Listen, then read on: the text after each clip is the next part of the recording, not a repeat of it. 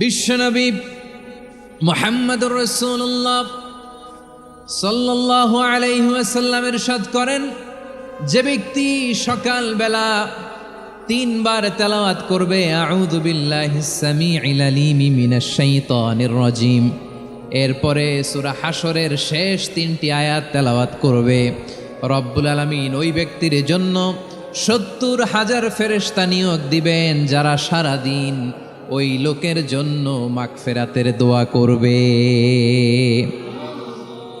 শুধু এখানেই শেষ নয়, বিশ্বনবী ফরমান ওয়া ইন মাতা ফি যালিকাল ইয়াউমি মাতা শাহীদান, ওই দিন যদি ওই ব্যক্তিটা ইন্তেকাল করে সে শহীদ হয়ে কিয়ামতের দিন আল্লাহর সামনে দাঁড়াবে। সকালবেলা যদি পড়েন 3 বার আউযু বিল্লাহিস সামিউল আলিম মিনাশ শাইতানির রাজিম 3 বার পড়ে সূরা হাশরের শেষ 3 আয়াত যদি তেলাওয়াত করেন, তাহলে আপনার জন্য আল্লাহ তাআলা 70,000 ফেরেশতা নিয়োগ করবে। সারা দিন তারা আপনার জন্য মাগফিরাতের দোয়া করবে, আর ওই দিন ইন্তেকাল করলে আল্লাহ তাআলা শহীদ হিসেবে আপনাকে কিয়ামতের দিন দাঁড় করাবে। সুবহানাল্লাহ, এত আস্তে। আবার সন্ধ্যাবেলায় যদি পড়েন, সারা রাতের জন্য 70,000 ফেরেশতা মাগফিরাতের দোয়া করবে। ওই রাতে মারা গেলে শাহাদাতের মৃত্যু নসিব হয়ে যাবে। এজন্য এই দোয়াটা পড়ার দরকার আছে না নাই? আযকারুস সাবাহি ওয়াল মাসা, সকাল সন্ধ্যার যে জিকির, এই জিকিরের অন্তর্ভুক্ত করে নেবেন এই ওয়াজিফাটা। যে হাদিসটা বর্ণনা করলাম সুনানে তিরমিজির হাদিস, যদিও হাদিসটা সনদের দিক থেকে দাঈফ, কিন্তু মুহাদ্দিসিনে ইকরাম বলেছেন যেহেতু এটা ফাজাইলুল আমালের হাদিস, এটা পড়ার ক্ষেত্রে কোনো নিষেধাজ্ঞা নাই, এটা পড়া যাবে। সো সকাল সন্ধ্যা যদি সুযোগ হয় এই ওয়াজিফাটা যেন আমরা পড়ি। এই 3টি আয়াতের ভেতরে আল্লাহ তাআলা তার 14টি গুণবাচক নাম উল্লেখ করে দিয়েছেন। কয়টি? আওয়াজ করে বলেন তো, যারা শুনতে পেয়েছেন বলেন, এই 3টি আয়াতের মধ্যে আল্লাহর কয়টি সুন্দর সুন্দর গুণবাচক নাম আছে বলেন তো? কয়টি? সবাই বলেন কয়টি? 14টি গুণবাচক নাম, চমৎকার চমৎকার নাম। যে নামগুলো যদি আমরা আজকে পড়ি, শুনি, জানি, আল্লাহ তাআলা সম্পর্কে ব্যাপক ধারণা, ইনডেপথ, আমার রব সম্পর্কে ইনডেপথ নলেজ নিয়ে আজকে আমরা ফিরতে পারবো ইনশাআল্লাহ। বলেন সবাই।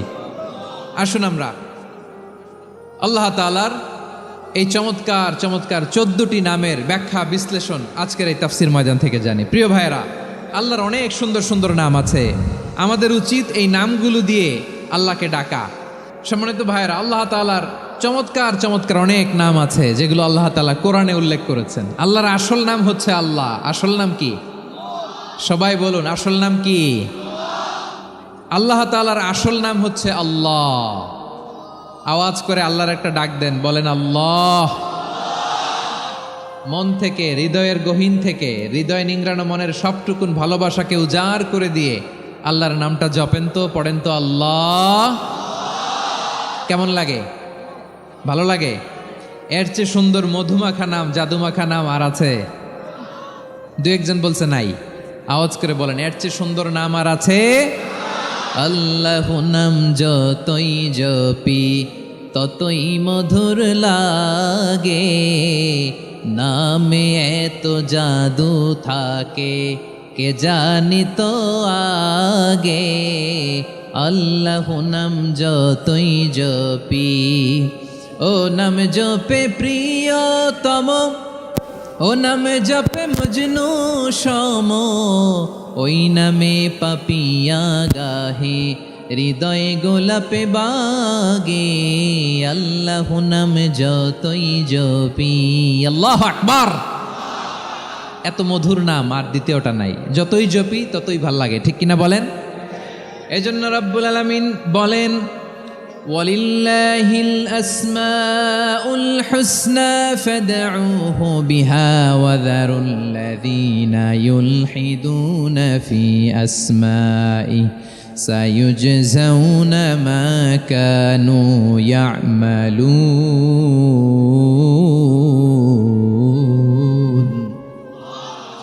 আল্লাহ বললেন, আমার অনেক সুন্দর সুন্দর নাম আছে, অনেকগুলো গুণবাচক সুন্দরতম নাম আছে। তোমরা এই নামগুলো ধরে আমি আল্লাহরে ডাকো, আর যারা আমি আল্লাহর নামের বিকৃতি ঘটায় তাদেরকে তোমরা বর্জন করো।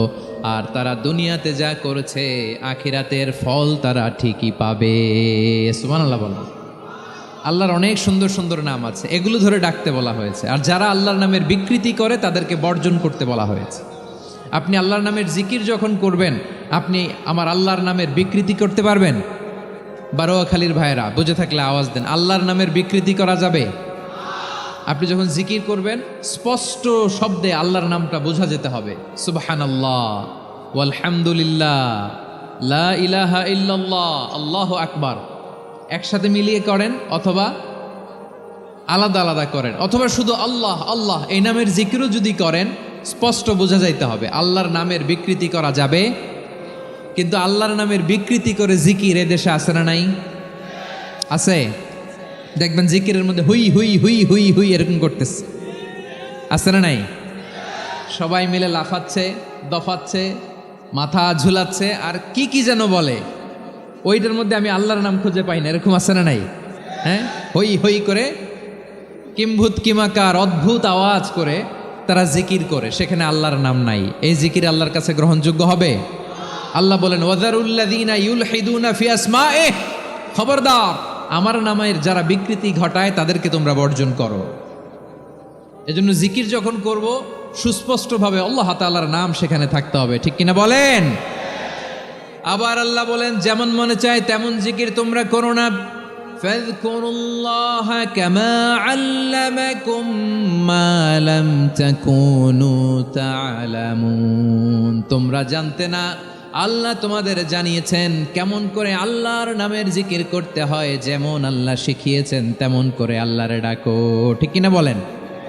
আল্লাহ তাআলা যেমন শিখিয়েছেন তেমন ভাবে আল্লাহ তাআলাকে ডাকতে হবে, ঠিক ওই পদ্ধতিতে আল্লাহ তাআলার নাম যুক্ত হবে। কোন পদ্ধতিতে সেটাও আল্লাহ বলে দিচ্ছেন।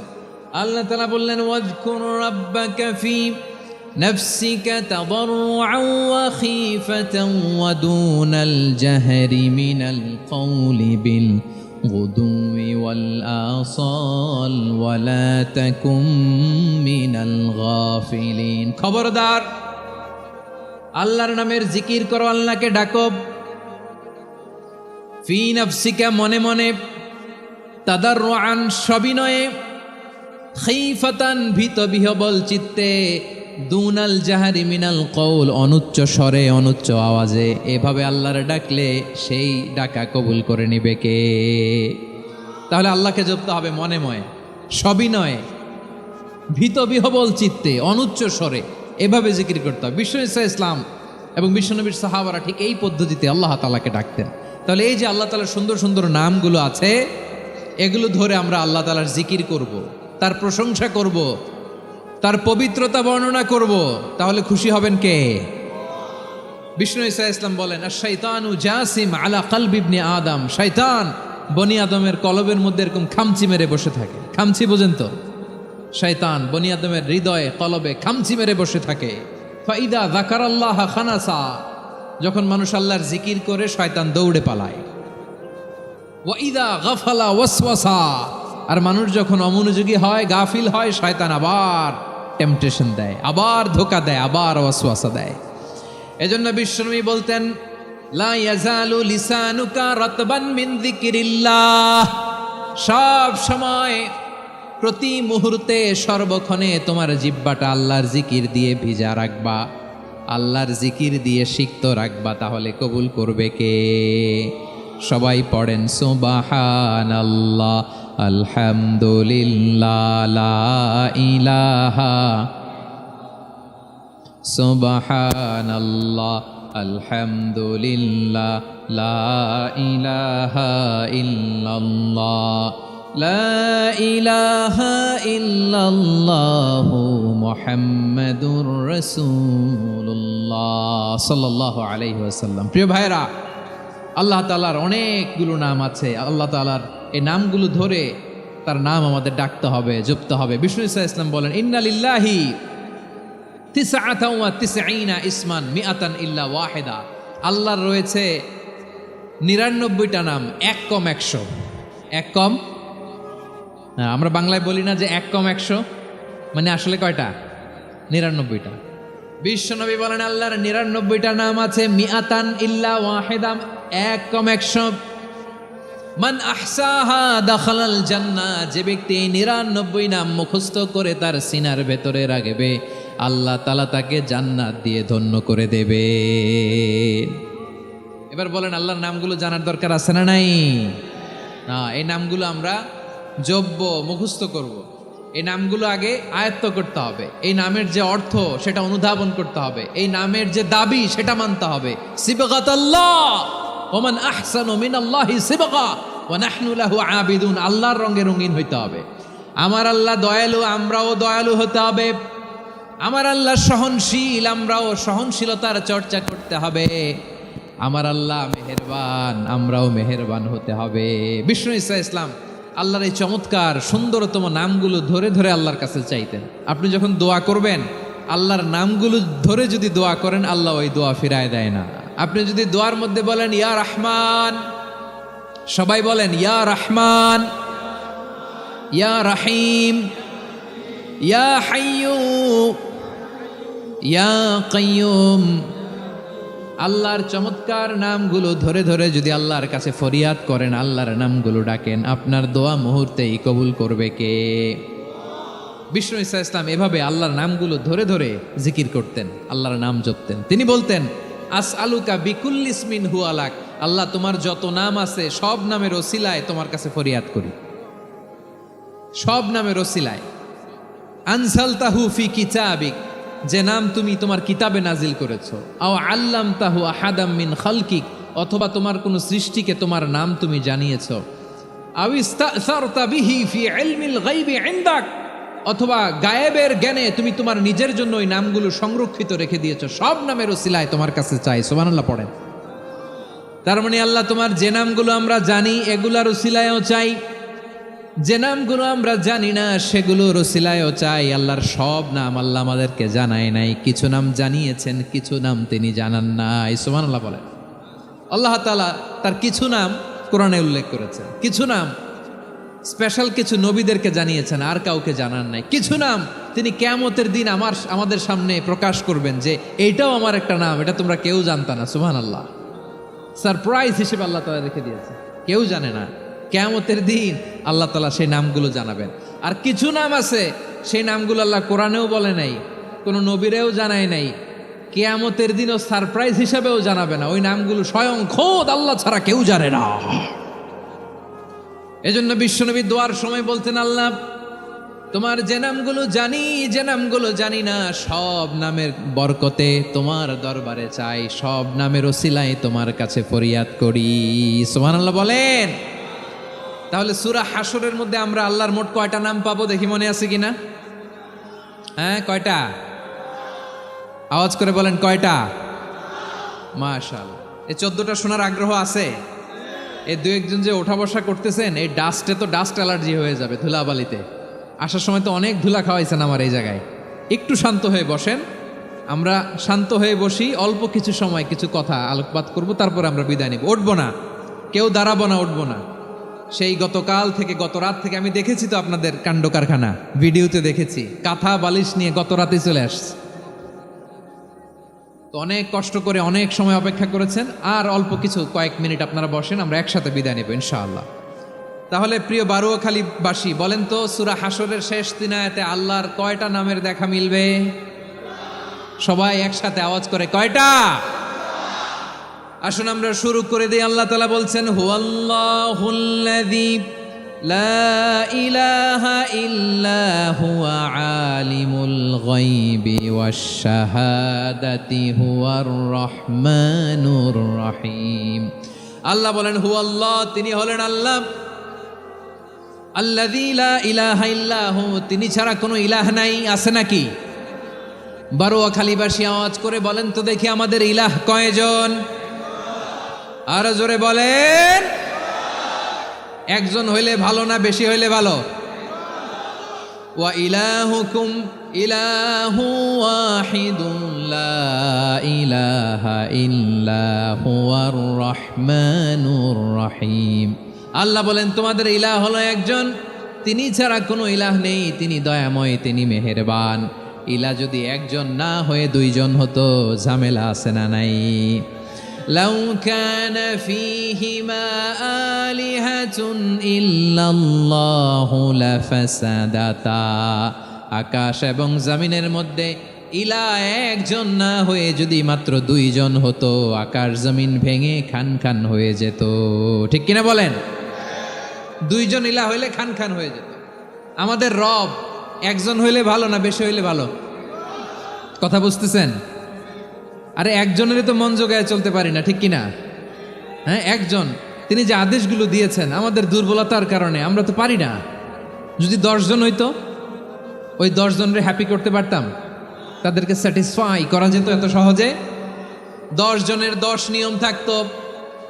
একজন বলতো আমার সেজদা দিবি সকালে, আরেকজন বলবে আমার জন্য নামাজ পড়বি 3 বার, আরেকজন বলবে আমার জন্য যাকাত দিবি এতবার, আরেকজন বলতো আমার জন্য কুরবানি দিবা এতবার।